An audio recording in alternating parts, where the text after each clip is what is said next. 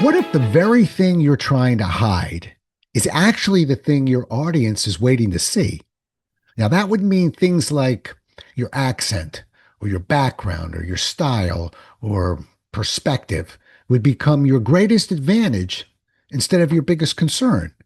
Well, we've got an award winning speaker and confidence coach who's built a successful speaking career by embracing what makes her different rather than trying to blend in. You ready? Let's go.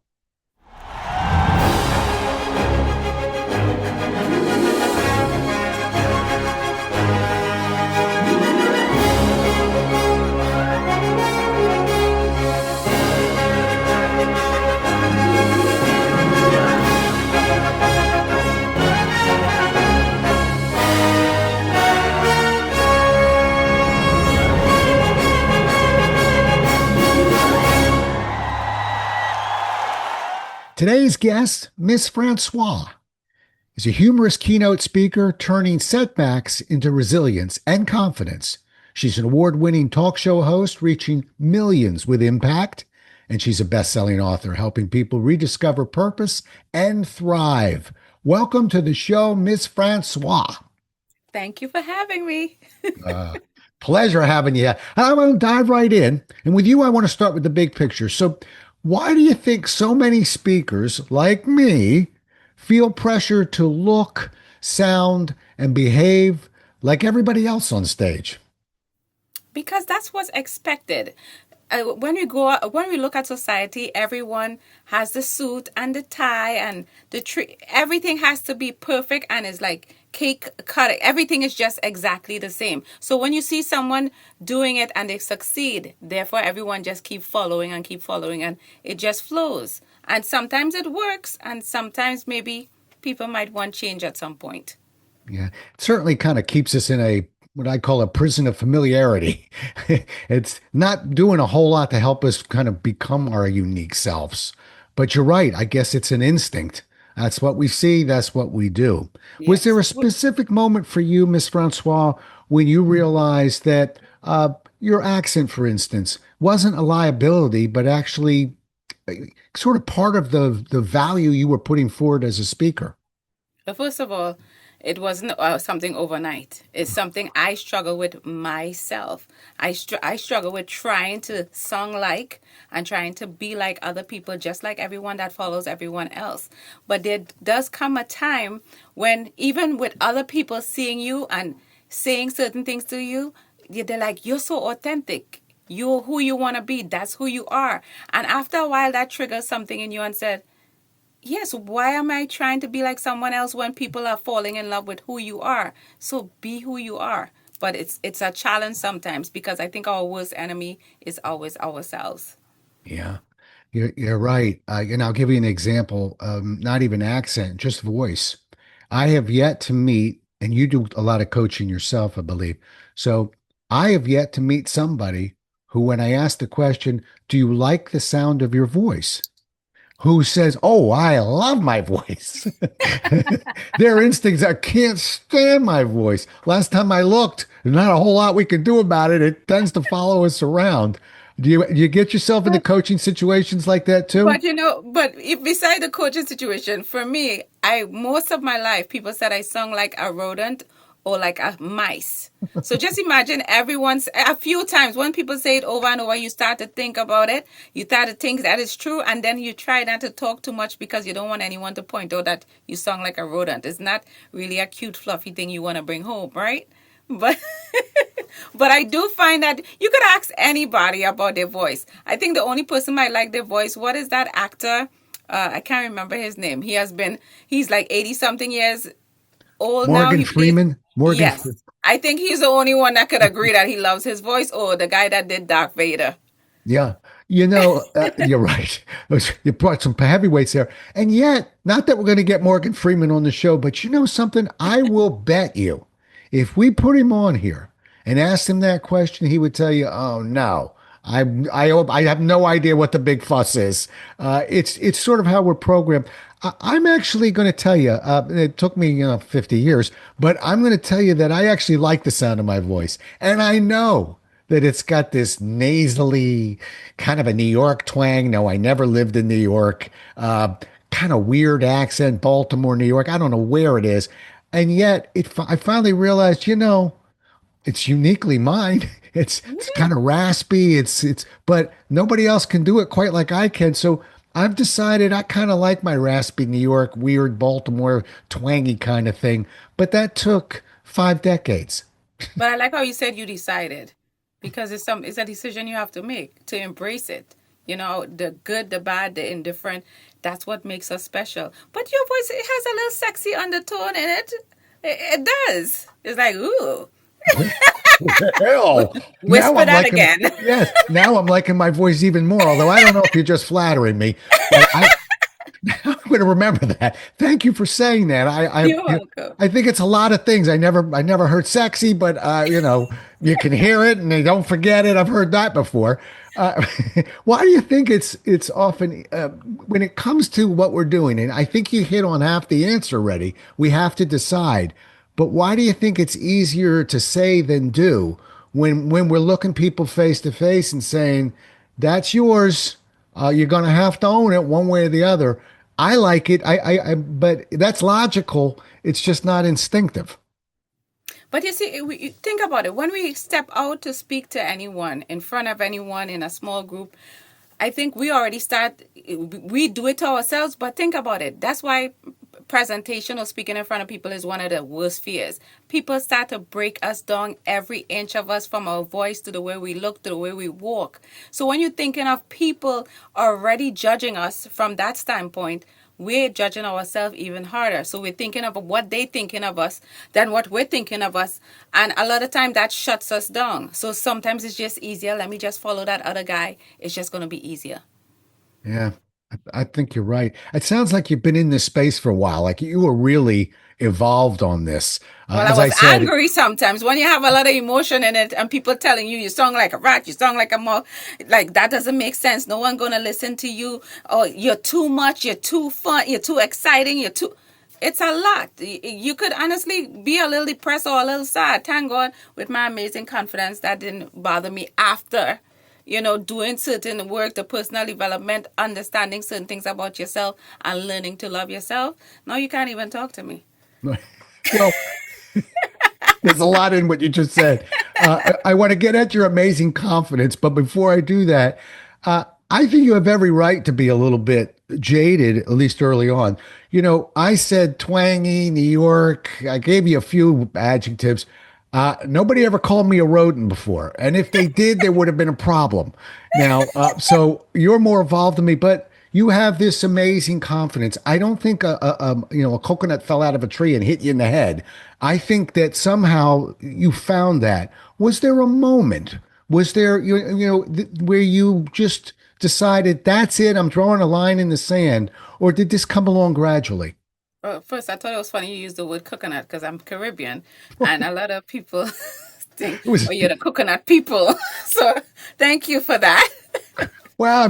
Wait a minute. I do have to tell you, as those words were leaving my lips, I went, I'm not sure coconut's the right word here. Everyone else I speak to, that's a phrase I use a lot. But I'm thinking, I hope that's going to be okay. But an acorn hits you in the head. Let's do that one. Anyway, But was it a moment of truth or was it gradual?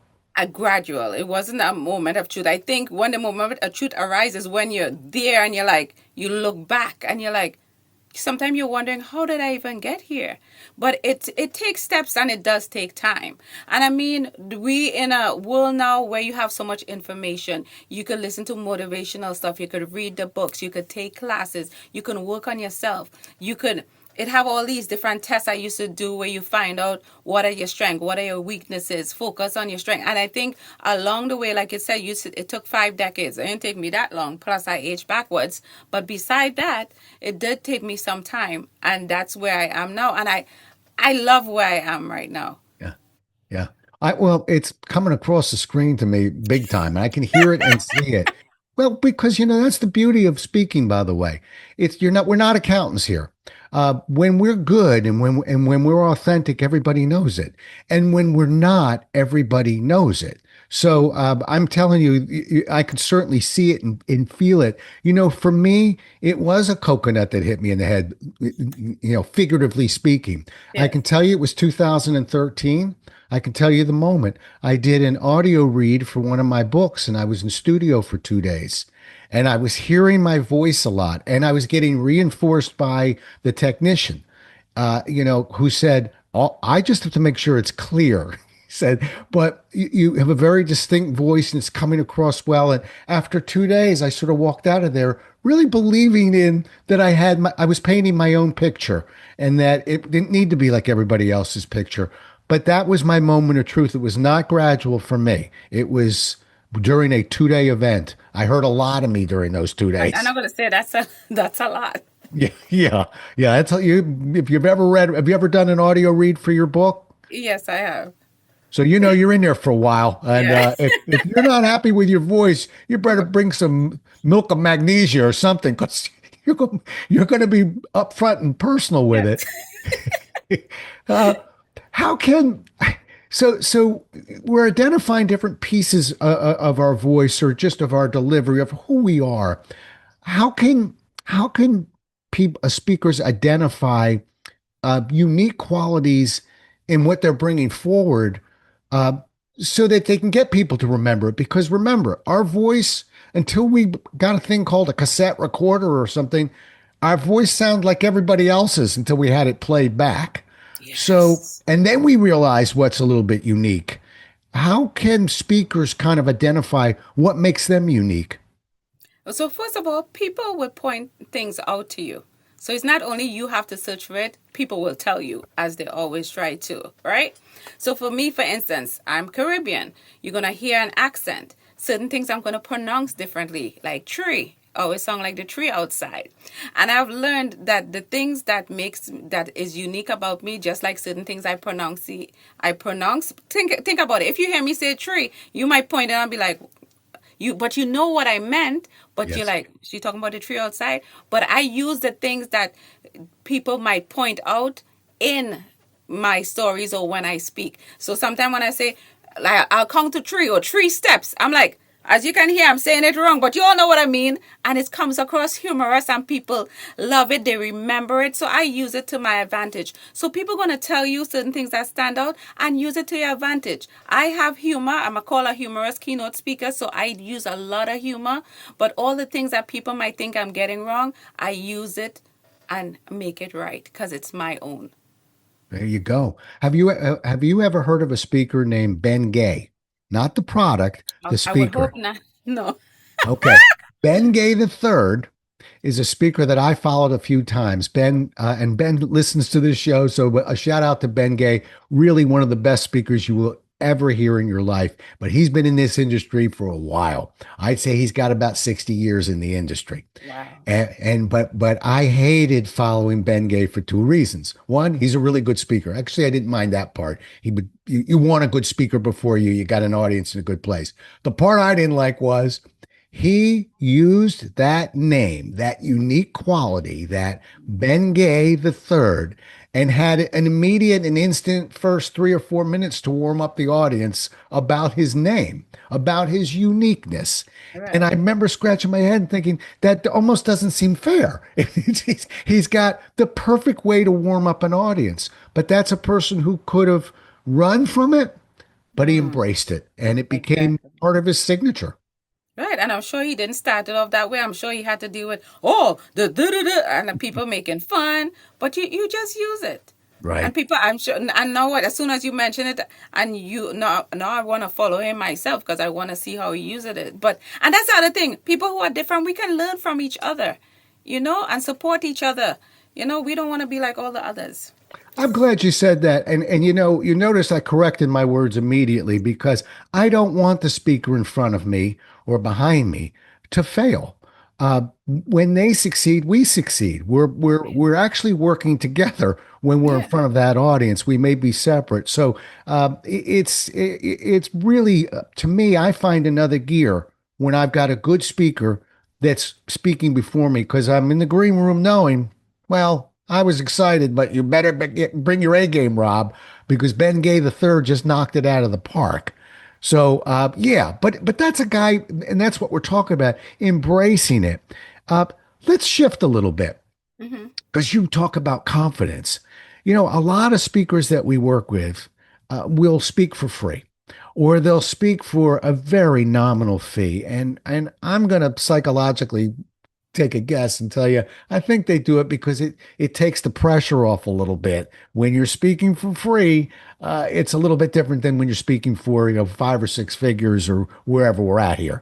So how do you how do you get somebody to start developing confidence in the speaking industry to say, let's leave the safety of the Rotary Club, love the club, but and let's go take this to a bigger stage where people will have higher expectations, and you're going to need to be confident. How do we do that? So I could speak on me and some of the people I have coached.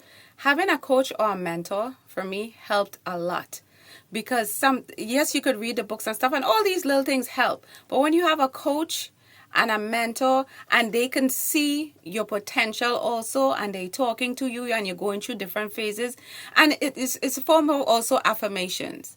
If you say something enough, you start to believe it. And you have to start believing in yourself first. But my coach definitely helped me to the level because in the beginning I was saying, well, I never did the free as much, but I used to say a very small fee. And even saying the small fee, you would get your heart palpitation, your stomach. You're already saying they ain't gonna. And then when you even ask for the fee, you're asking like, is a question like, $200, and that doesn't even sound confident because you're asking a question if it's okay to pay you that money. But with having a coach, it got me through that little hump on being confident and knowing what you bring. You have to know yourself. Yes, the accolades are very nice to add to the end of your names, the degrees, all that stuff. But believe me, it have people. Les Brown didn't graduate, right? But being confident in knowing your craft and knowing what you deliver, knowing what you bring, knowing your words, gonna get you to the level where saying six figures is super easy. But again, I think people always try to do everything on their own. You're gonna need to find a mentor, you're gonna need to find a coach if you're ready to take things to the next level. If you're not ready, then continue doing it for free for years and only reach to a certain level. Because there's many times you don't need money for certain things. You don't need money to start necessary, but I do believe you start to need money to invest in yourself. Well, I agree. And actually, I left Xerox almost 34 years ago now. And when I left Xerox, you find a lot of people in the speaking world are the speaking's almost a side hustle. They're doing other things and then they also speak. I left the comforts of Xerox as a professional speaker. And the only way I was going to generate income was to take it to the stage. And so I didn't really have even the luxury of getting into conversations about $200 deliveries. I had to immediately step it up. I had a family of three kids and a wife to take care of. Yeah, you're Uh, trying to pay go through a divorce that might be more expensive, so you try to make the funds now. By the way, you make yourself sound like you're 85. Because every time you say something, it took me 50 years, 35 years ago. I'm like, how old are you? you have to look that one up. But you know, Zoom has this thing called a little bit of a filter there, and I put my hand in the air and tell you I never touched that filter, but it came slightly moved over a little bit, and I've left it there for the whole time. So, but I appreciate that. I have a publicist who says, thanks for that feedback, by the way, and this is good for everybody. I have a publicist who actually tells me, stop telling people you've been doing this for decades and that for decades. That's not helping you. It's an instinct of mine, but I appreciate you pointing that out. Don't do it again, but I appreciate you pointing that. And I do. I do. Let's get back to your point you were Yes. making where you took another shot at Rob. I really, if we don't have a coach, what I tell people is write out those prices, print out those prices, Hmm. stick them where you can see them, and practice saying them because it is a little tough the first few times when somebody says, okay, how much for a keynote? We kind of fumble. If you're nervous, they're nervous. If you're confident, you'll get And them to that's why I feel said it's confident. like affirmations. If you say it enough, after a while, it just comes out, and you'll look back like, I said that, Yeah. but you did. You got to start somewhere. You do. And for those who are thinking, but how do I assign such a high price?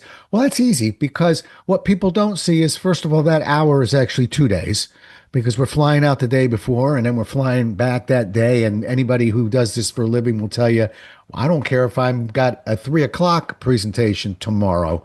I'm out on the 8 a.m. flight today because that's the one that spent the night at the airport and I don't have to worry about trying to cobble something together due to storms or Yes. whatever it is.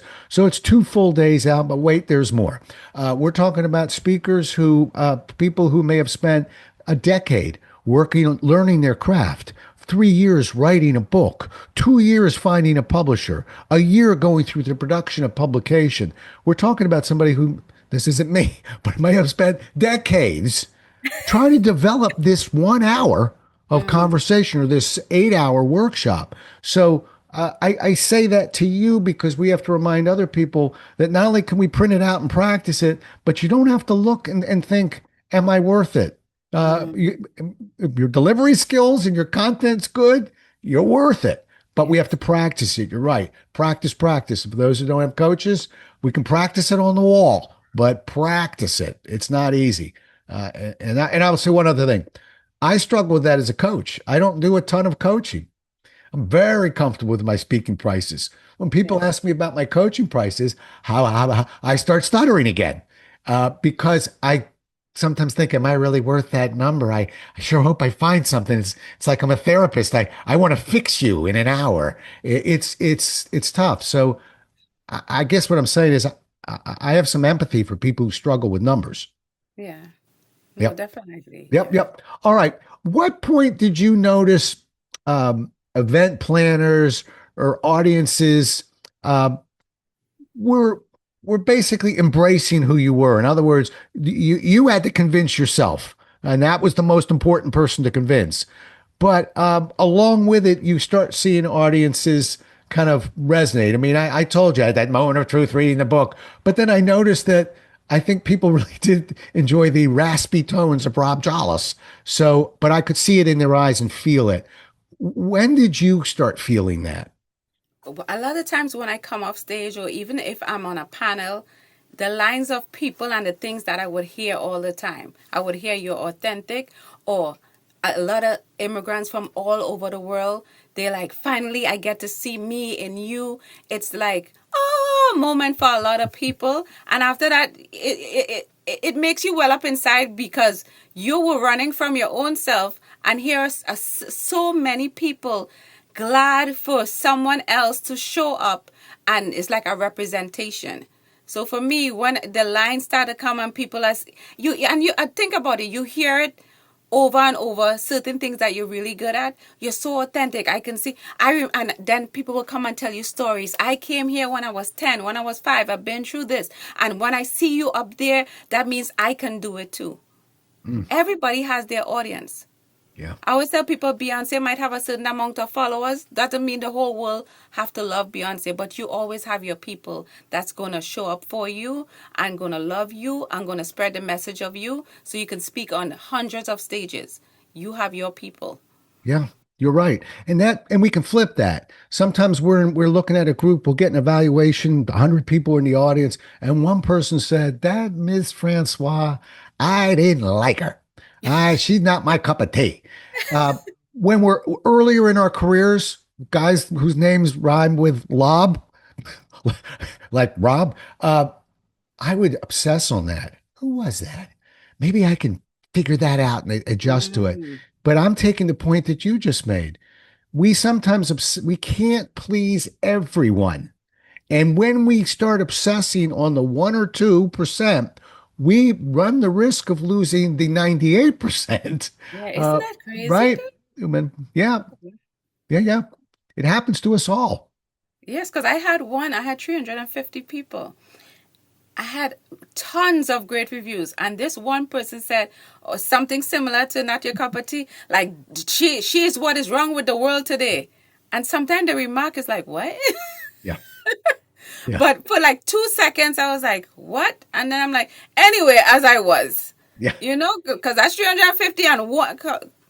But again, that is a reflection on that person. It has nothing to do with me. Right. And I'm glad we're talking about that because not a keynote, but we're in a workshop, which means we can spot it in the first hour. Might be a 1 day workshop. I don't do as many, but I used to do a lot of 2 day workshops, 20 people or less. You get to know that audience. You can tell that one person.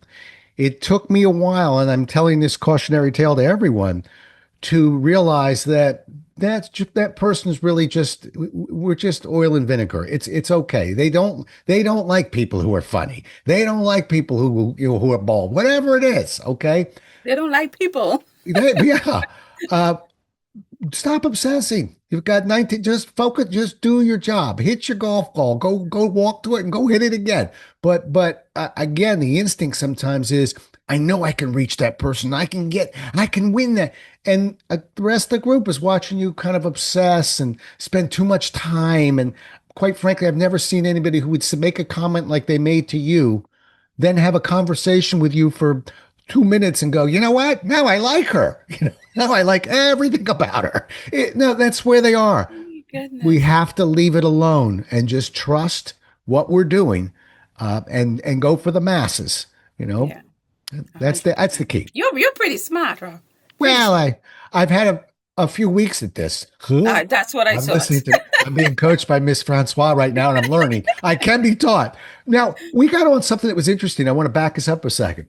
You mentioned people coming up and maybe paying a compliment. This is an interesting topic for me. I think a lot of speakers actually fumble the compliment a bit. And I'll tell you what I mean. Hmm. The instinct, and this is, you should call this show Instinct, okay? Because there's a lot of instinct going around, but the instinct is, and I'll do it with me. Rob, I just want you to know I really enjoyed your presentation and it meant a great deal to me. And my instinct would be, oh, well, I appreciate that. I have to tell you, normally, if you catch me on Tuesdays, I'm even better. Or I don't always forget to bring my books. But in other words, we almost excuse it away. Eh, Hey, eh, hey, hey, speak for yourself, Rob. okay, No, no. tell me how you accept a compliment. I guess I've been. I don't know if you heard of Vanessa Van Edwards. Okay, so I'll enlighten you. So she has things about cues and things to say. So when someone gives me a compliment, I receive it because either we do what you do or we try to repay a compliment immediately with something. Oh, yeah, I love your hair. I said, thank you very much. I said, I'm always amazing. I I am. Well, I am. So, and I think that's something I'm super proud of. And again, maybe the humor helps so people like laugh at that. But I love my compliments. I take in mine and I add to my own compliment. Okay. All right. You have a very that's very stylized. Now I'm not sure that exactly is going to work for everyone, although No. you're 90% there with me, meaning you're not doing what most people do, particularly novices, which is basically discount the compliment. Somebody Hmm. had the courage to walk up, was touched or moved enough to want to offer this to you.